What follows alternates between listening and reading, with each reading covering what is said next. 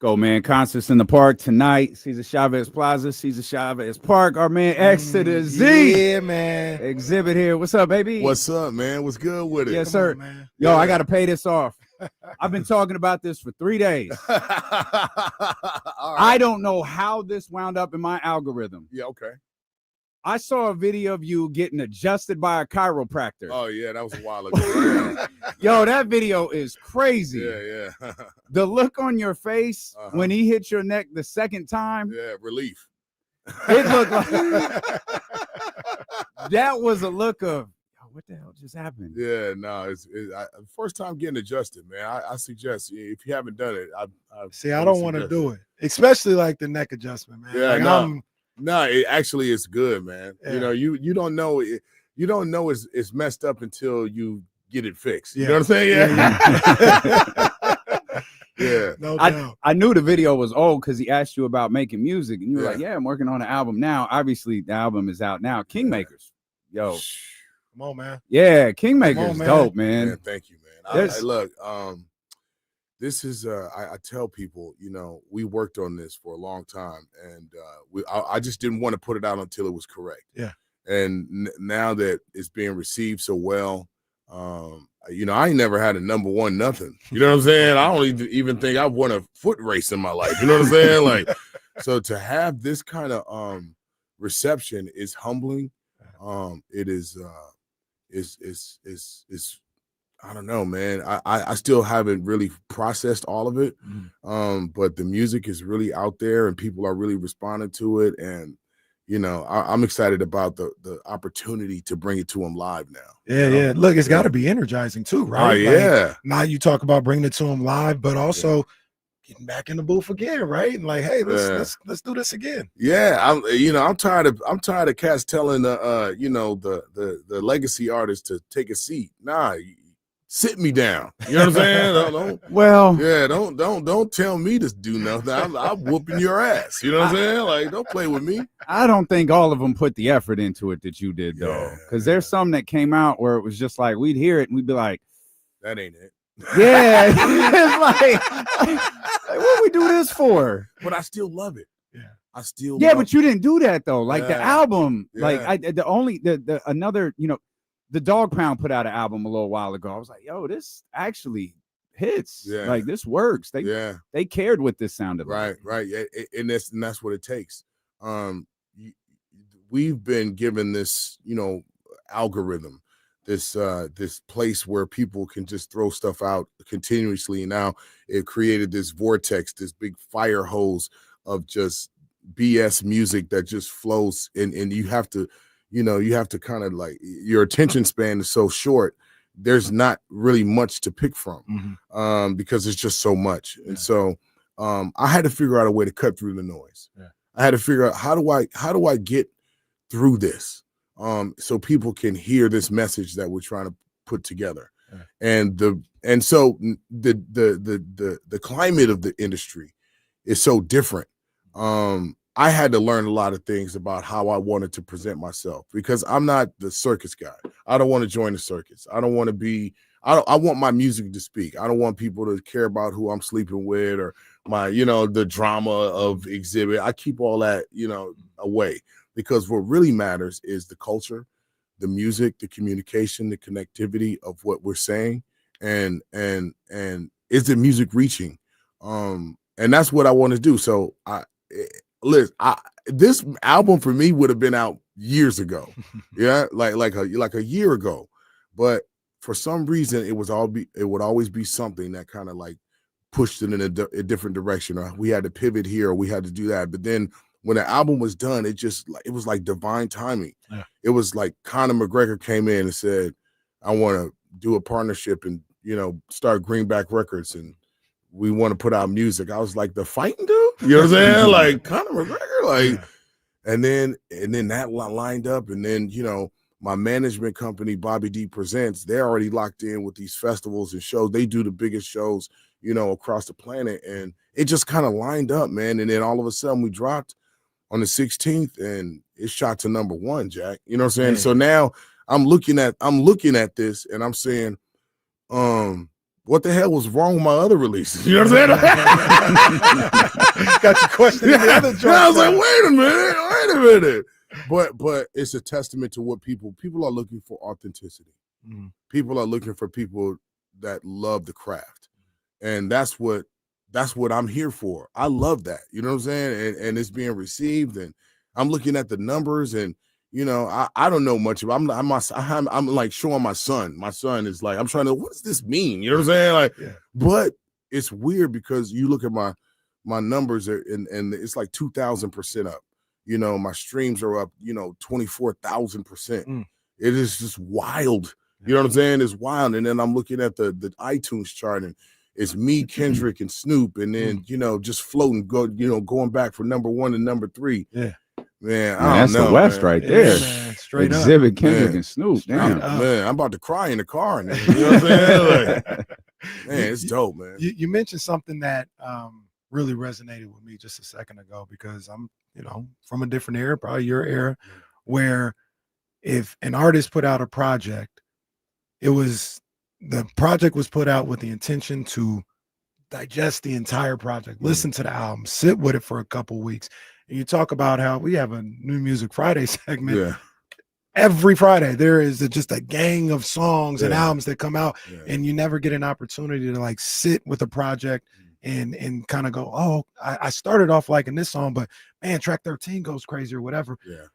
I felt like you kind of brought that back, or tried to bring that back with this album, where it's something that you sit with the project for a few weeks, a month, and maybe you start off like in one song, and then you hear more and more, track 12, and you're like, no, I think this is my joint now. Right. And I appreciate that. Right. Yeah. It's listening out of order, which is not the natural way to actually hear a body of work. I come from the era where physical copies were sold, where people had to recognize a date. They had to get up, put on clothes, get in their car or whatever transportation they had, get to a store, stand in line if there was a line, buy it. And there was an investment of time, energy, resources to get music. Yeah. Now, buying music is an option. And it is something that, I think is damaging to the artist. But what we're seeing with all this streaming and all these difference in the closing of record stores and all this stuff, they try to monopolize the industry and control it in a way that it backfired. They thought the CDs were going to sell forever. Now there's only 2 or 3 main big record companies. Everybody's independent, and now the thought is, how well can you communicate with your audience? How well can you get to them? How well can you speak to them? And does it translate into people engaging with you? Yeah. You can't trust the algorithm for everything. Having a bunch of followers is like having a bunch of monopoly money. It means absolutely nothing. You know what I'm saying? Until you can activate them, and nothing beats good old fashioned elbow grease, meeting the people, going out there and seeing the people, you know what I'm saying, directly, so I feel like it's a different time, but the way Kingmaker was created is to listen from the top down. Now you can start from 3 and go to 4 or 5 or whatever, but if you play song 1, you're gonna get sucked into the album. If you get past that first, second song, you listen it all the way down because it's sequenced that way. And it's a cohesive body of work. We used to open up packaging when you get a new album and you could see the linear notes. And it was like the producers, the artists, the engineers, the mixing engineers, the mastering engineers. You don't get that now. You just hear a song and then you just take it for it and you keep it moving. Hopefully people get to hear this album and it does what it's supposed to do and it changes some things. That would be nice. And it's such a, I feel like those two things you're talking about are identical. When you talk about getting out and meeting people, those are the ones who are more likely to put on track 1 and run through it to the end. Absolutely. The algorithm is the one who's more likely to pull a track from the album and go, oh, this is my favorite, I'm gonna put it on TikTok. Right. People follow the dots. You know what I'm saying? They look on the Yeah. dots and see what the popular, but group thinking doesn't always work well for everyone. You know what I'm saying? Yeah, it's like watching a television show out of order. Like Absolutely. the episode might be funny or it might be good, but it doesn't make sense. Right. You only going to the parts that are being highlighted. Yeah. But that's the thing. I make music to because it's the best way for me to communicate. I've been in love with hip hop since I was a child. So to be here now and one of the considered artists that, you know, people have been investing into for a long time, I feel like I owe my fans some integrity. You know, I couldn't leave where my music was in 2012. And I didn't want to put this album out until I felt as though it was a representation of what I wanted. And I had the freedom, and, you know, thank God I was able to come and do music because I want to, not because I have to. And I was able to take the time to really build this so that it was something I could be proud of, because I made this album for me first. I found my voice. I was able to, you know, show some growth, show some, you know, some maturity. And I'm glad that I was able to put this record out in 2025. It's been absolutely crazy. It all works for a reason. Absolutely. You know what I mean? You know, and then the last part of that is God doesn't open doors for you until you're ready to walk through. You know what I'm saying? I did a lot of bright moments in my career so far. And I just think back my decision making in my 20s, in my early 30s. I would have been a wreck. You know what I'm saying?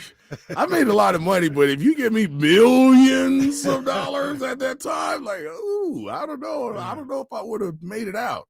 It was pretty wild. I could dig that, man. Yeah. You know, I was really hyped that you were coming in to talk with us, because one of the things that I appreciate about you is just your love for the art of hip hop.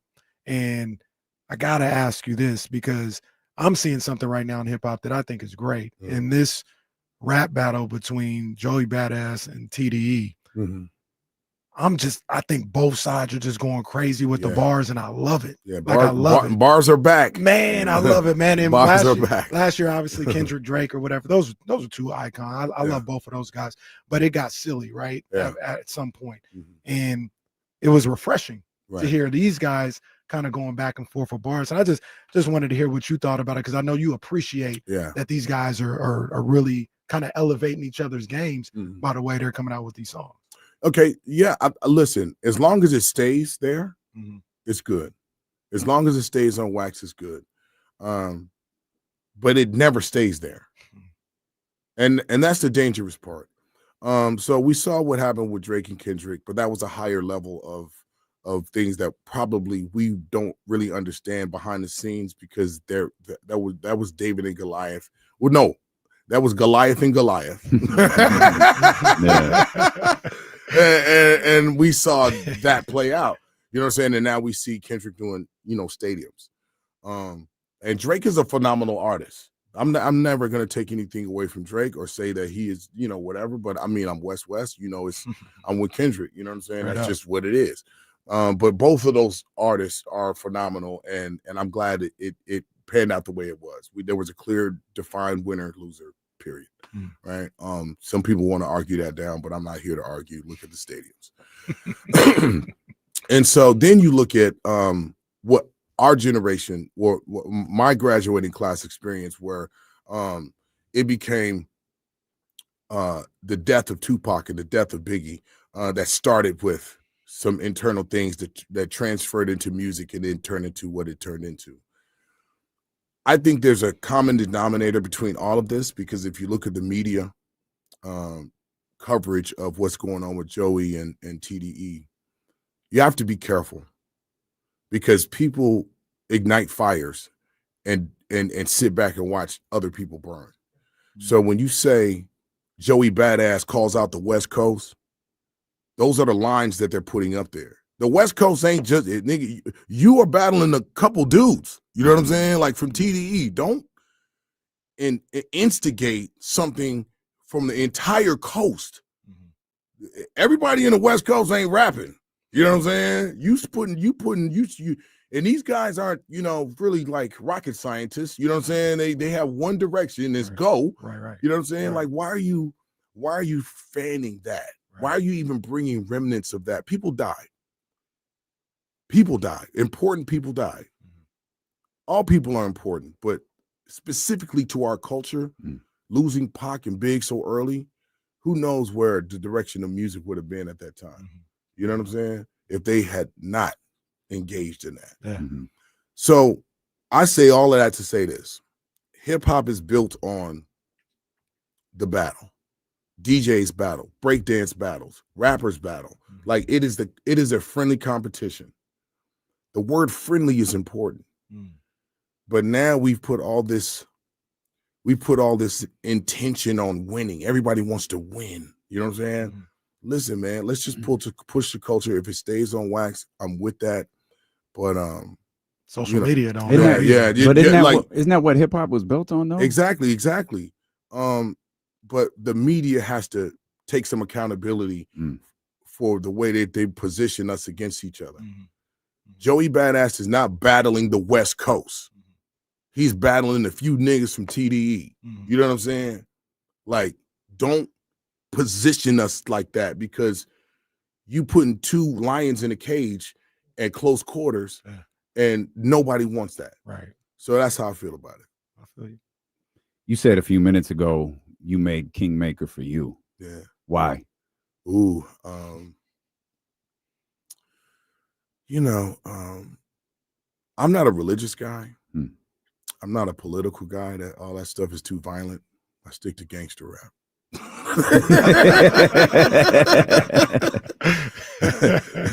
At least I know who doesn't like me. But I made this for me because hip hop it saved my life. When I was young, I was really in a tough spot. I was really angry. I was in and out of, jail, and I was doing a lot of stuff that was, I didn't realize, what was ahead of me. I thought I was going to die at 21. So hip hop became my therapy, and it gave me a place to kick and scream, and not hurt myself or anyone else. I was able to get aggressive and get my thoughts out and flush, these things, and kind of come back and heal. So I was able to, have that and what my homeboys didn't, right? And so the talent kind of kept me driving, and then of course opportunities happened, and then things, started escalating. And so that was like, it saved me from where I was. So, I haven't put out a record since 2012. And there's a lot that has transpired between 2012 and now. And I was doing film, and I can remember specifically, I was done with Empire. I had just finished filming Empire. And I went to, I had just got, I called my man Tato, because I was like, hey, I'm going to get killed tonight on Empire. So I'm coming back, and I want to have a meeting with you. Tato, my right hand, he used to work and manage Game, but he wasn't working with Game anymore, and he was just kind of floating. And we had never had any interaction, so I went and I talked to him, but he always carried himself professionally. He was always on top of everything. Every time I saw him, regardless of what was going on, it could be 1,000 people there, and it's like wrangling a bunch of cats, you know what I'm saying? But he was always professional there, representing himself in the organization really well. So I was down to nothing, you know what I'm saying? Like I had, my management was gone, my business management was gone. I was just doing film and TV, but I know music was calling me. So I went to him and I was like, listen, here's what I'd like to do, and I would like you to do this with me. And he was like, okay. And we started with just me and him. started. And then we just started kind of like just clicking one thing at a time. And now fast forward 2025, we have this album, this body of work that I was able to, you know, get all of my stuff out. And I learned a lot, man. I learned a lot. There's no shortage of mindless music out right now. But we need that. Even when I was a kid, we had 2 Live Crew, you know. We had that kind of stuff, you know what I'm saying? We had Akinelli, you know what I'm saying? Put it in your mouth. We had all that. We had it. But we also had Rakim. Yeah. And we also had, you know, balance. Tribe Called Quest. And you know, everybody, you know, yes, we had Little Kim, but we also had Rod Digger. You know what I'm saying? The diversity of hip hop has been taken away from us because everybody's chasing the W. Everybody's chasing the win. People are afraid to fail. I've been failing a long time, but you only get to see the W's because, you know, you just get to see. But if I hadn't have failed, if I hadn't tried, failing just means you're trying. Right. And you shouldn't be ashamed of that. Right. And so that's why, you know, I look at hip hop and I felt like this was the exact time that I need to drop. I have something to say. I found my voice. I know who I'm supposed to be saying this to. I know why I'm supposed to be saying what I'm saying. And speaking from a vulnerable place is not a bad thing because people can relate to that. I'm not Superman. I care for my family. My circle got really small. You'd be surprised how much space and room you get to work when everybody thinks it's over. You know what I'm saying? No distractions at that point. Woo! My room got so empty I could echo. I was like, hello. But we laughing. That ain't funny. That's real talk. That's real talk too. It is not funny. It's real. And, you know, I just stopped asking why after a while and just was like, this is supposed to be like this. So now I'm comfortable around my circle. It's very tight. There's no frivolous people. There's no hanger-oners. There's no entourage. Everybody here has a specific purpose and a reason. And I don't carry myself to endanger the group. You know, I have nothing to prove. I'm not here to be a tough guy. I'm not here to do all that stuff. I don't want my shenanigans, you know, to be outshadowing the craft, you know.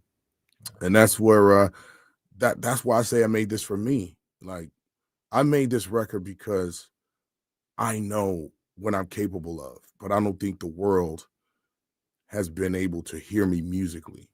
I had some great bright spots, like I said, and people that watch the MTV show and have seen me in films, they fell in love with my character, right? But I feel like I didn't have the opportunity to bring what I love, which is hip hop, to the masses in a way that I'd like to, right? This is the first album. This is the album I've been trying to make my whole life. This is the album from top to bottom. Everything is exactly the way I want it. You know? Yeah. This is powerful, man. That's some good stuff. Yeah. And you said something that resonated with me as well about people being afraid to fail. Yeah. I got a 12-year-old son. He plays sports and all this other stuff. And I try to teach him the way that I live my life is I can live with not being good enough. You know, if I'm trying to be a radio host or a musician or an athlete, if I put in all the work I can and I'm not good enough, I can live with that. Right. I can't live with I just didn't try because I was scared. Right. You know what I'm saying? That's something that'll haunt you. And when you talk about the music that you make and the message that you try to put out, if it's genuine and you put your heart and soul into it and it doesn't do the numbers you want, it feels like something that you could live with because I gave my all. But if I just was, I'm afraid to put it out because I don't know how it's going to be received, that seems like something that you can't get over that. Yeah, it's like I can't do that. I can't be afraid to fail, like you mentioned. No, I tell people all the time, we're in a fight. you're going to get punched in the face. You're in a fight. You know what I'm saying? Don't expect to fighting in real life is not like the movies where the guy waits for you to hit him and hits you back. And then, you know what I'm saying? Like it is cutthroat. We are in an industry that does not care for us, does not take care of us, but we have to take care of ourselves, and we somehow have to navigate, because these are the channels that we get to talk to our people. And it's weird because it's like a popularity contest, like high school. You know what I'm saying? The smartest kid in the class doesn't get any girls, but hold on. The guys that peak in high school, they sitting in Chili's, and the smartest guy in the class now owns Amazon. Yeah. Just wait. Be patient. Don't be afraid to go forward. And I admonish this, whether you're doing art, whether you're an athlete, whether you're a scholar, whether you're a painter, it doesn't matter. Know that everybody's not going to see your vision until they see it. So continue to go. Don't be afraid, and stop worrying about what people think about you. The worst prisons that we put ourselves in is in our minds. You'll stop yourself from advancing or growing simply by worrying about what people are going to think. I don't do that. I don't give a damn what you think about me. What? When people try to come and give me criticism that I don't want to care for or has no weight to it, I'll wait till they finish and then be like, okay, you feel better about you? You feel better now that you said that to me? It doesn't change anything in my direction. This is the choices that we make and the things that we do. I always tell people, you have to silence the noise, put on blinders, and realize that every choice comes with an invoice. The things that we decide are the things that are going to come back to us. You can be vengeful, you could be negative, you could think the world owes you something, so you're going to be mad, so the whole world's going to know you mad. Nobody cares. You're going to spend your whole life thinking somebody cares that you mad. They don't. So pick yourself up. Do whatever you got to do. It's okay to lean against the wall, but you can't sit down. You got to keep going. And so I think these things, this thing right here, this phone, this smart device is giving a pseudo intelligence to this generation that they don't have to retain information, and they think everything is automatic, and it lands on you. I come from the generation of let's go get it. You know what I'm saying? Like nothing comes easy, and if it does come easy, it does come easy. It's usually not worth it, and it doesn't last. When you have to fight for something, when you have to go for something, when you fail, you get up, you try again, you may fail. When you actually get there, you will appreciate it. You'll protect it. You'll respect it. And you'll learn a lot about yourself. Like where's my limit? And if I can reach my limit, how can I go past that? That strengthens you, right? That's how I want my sons. If anything, my sons take from me, that's what I want them to take from me. Not the popularity, not the art, not the, what I'm saying, like be a stand-up guy, leave things better than the way you found them.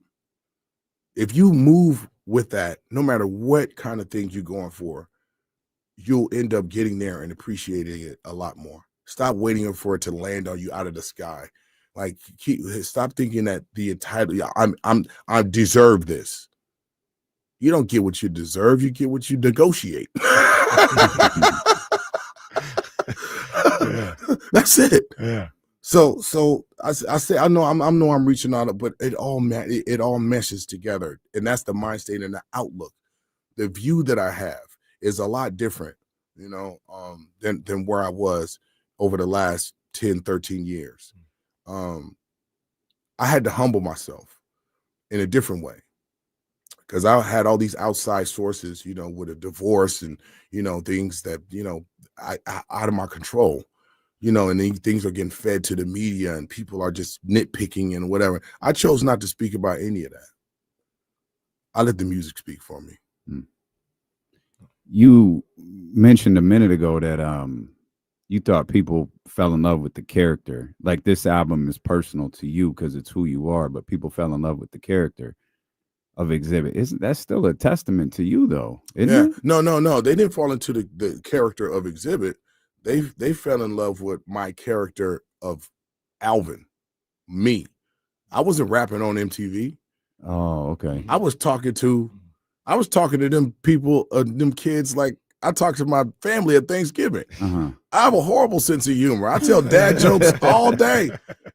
And it had nothing to do with my street credibility or my rap skills, or that's who I am. And that's how I carry myself, right? With a positive energy and being able, being approachable, meeting people where they are, not speaking down to people, not speaking over their heads, not thinking that I'm better than them. That carried out. That's not an act. Nothing I did on that show was scripted. So it was just like off the cuff, like whatever. And that's what I meant. It's not, this is not a character. You know what I'm saying? My music is a real branch. It's a piece of me, right? But my character, my integrity, my heart, my soul is still intact. I probably could have been way bigger than I ever imagined if I was, a little soulless. But I can't carry myself that way. I'm good in my skin and I'm running my race. So whenever I get there, I get there. That's why, again, it brings back to the Kingmaker album. I've never had an album explode like this out the gate. And I know there's certain things that are in place that weren't in place before, but I've had bigger machines. I've been on Sony. I've been on Columbia. I've been in the race car. But for some reason, in that little room in my studio, we came up with this idea in this project that is resonating throughout the world. And I realized it's not the machine. It's the voice, and how much can you put of yourself into this record. And I found that you don't have to sell the truth. Give yourself an opportunity to tell the truth about yourself and watch what happens. Good, bad, or indifferent. That's what I did on this record. Real quick about Pimp My Ride, hearing you speak, in a way, was that a little therapeutic as well? Because you were able to go on that show and be Alvin. You didn't have to be Xzibit or, anything else. Like, you can go out there, crack jokes, have a good time. And did that help you as you kind of grew as a man, to be out there and be able to just be yourself instead of what people said? Not at all. No. It did not. I did that show because I thought they were going to play my music video. I didn't do it. That's called good. but let me tell you the flip side of that. The flip side of that is I became a global brand. I was in people's homes. I had people walk up to me now. Hey man, I grew up to your show. No, you're a big part of my childhood. That feels good. That's dope.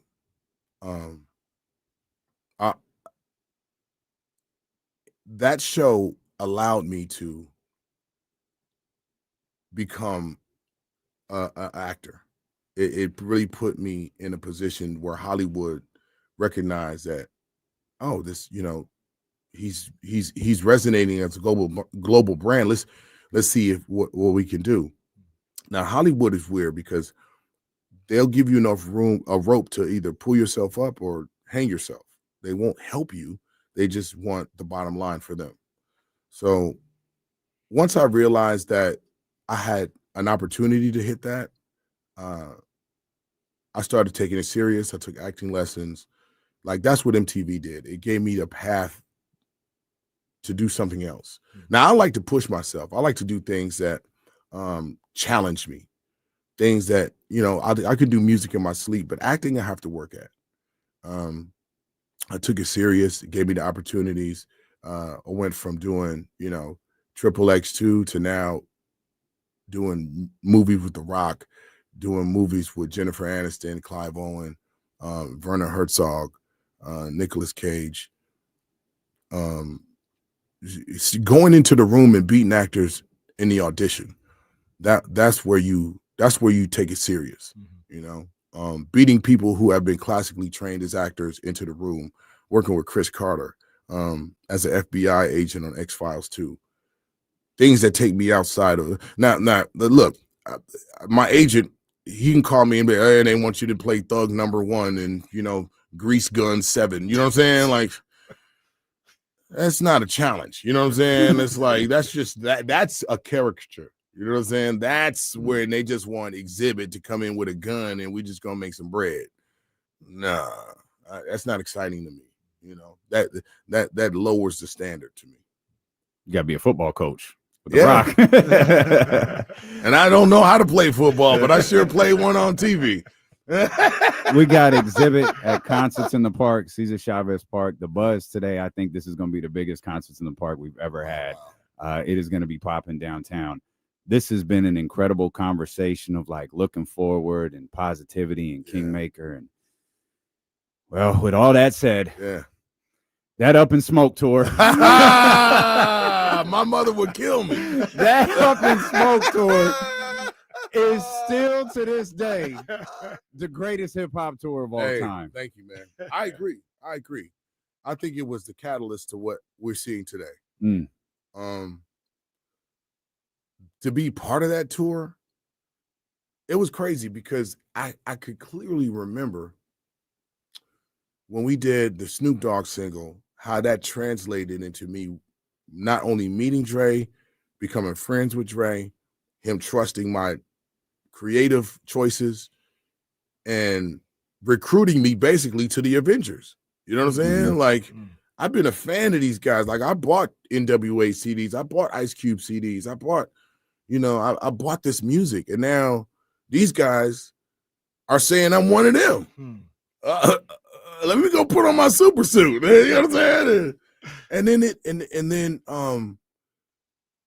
like, that was crazy to be on that stage and then come home and release a record. But again, that show, there was only 30 shows, something like that. And they were all in the States. We didn't go overseas. It was just a blueprint of what hadn't happened before. To have all those acts that were associated and this big album that they were supporting. And it was incredible. I'll never forget that, and I'm always going to be proud that that's part of my legacy as well. Up in Smoke was definitely a big pivot in my career. It's a time in history right Absolutely. there, man. And look, he was already accomplished before this, but not like that. When I heard him on Bitch Please, man, Xzibit was like, the rent's due, man. The rent's due. No, but I mean but I was like, I come from the Wake Up Show alumni, me, Raz, Sophia, battle rap scene, hardcore underground. That was our genre. And you got to remember in the West Coast what was happening. It was like G-Funk had, turned into, in the Death Row era, and the Death Row era was finished. And Dre was trying something new, and he recruited us because at the time, Eminem was doing what he was doing. I was doing what I was doing. Corrupt, Nate, he just put us all together and created this thing. His artist that he had worked with on the Chronic, and adding a new level to it when he brought us in, right? Hitman, all these guys that were on the record. And it just panned out to be something really dope. And I'm always going to speak of Dr. Dre in high regard. That's my brother. That's my friend. I confide in him, and we talk about personal things outside of music. For him to show up in 2025, since we've been rocking since 2001, 2000, even before that. I mean, it's a testament to our brotherhood, man. I love that man. It's my guy. Really liked Kingmaker when we first heard it. Love it now that we know what it means to you. Yeah. Can't thank you enough for your time. Can't thank you enough for being here. Sacramento going to turn out for you tonight. Come on, man. It's up tonight. Yeah, you're gonna have yourself a night, man. Tonight, Yeah. Cesar Chavez Park. The concerts is free. Concerts in the park. Yeah, come down, man. And I brought my team with me, man. We came to get down. We didn't come to I can't wait for you guys to feel the energy that I have. Yeah. You know what I'm saying? I love this, and I love y'all, man. And it feels good to be back and be well received. That energy is going to transfer tonight, and I like the fact that the city is putting this together. Free concert. I'm all with it. We don't expect to come and see some lazy mess. You know what I'm saying? Where the guy's just up there, rapping over his vocals and having the crowd sing, go do all the work. Nah.